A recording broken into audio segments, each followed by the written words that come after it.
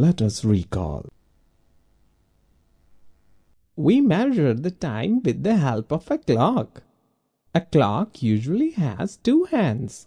The long hand tells us minutes. It is therefore called minute hand. The short hand tells us hours. It is therefore called hour hand. The hour hand takes 12 hours to complete one round. The minute hand takes 1 hour to complete one round. The minute hand moves through 60 small divisions to complete one round. Each division is equal to 1 minute. Between two consecutive numbers on the clock there are 5 minutes. The minute hand moves through 5 minutes from every number to the next.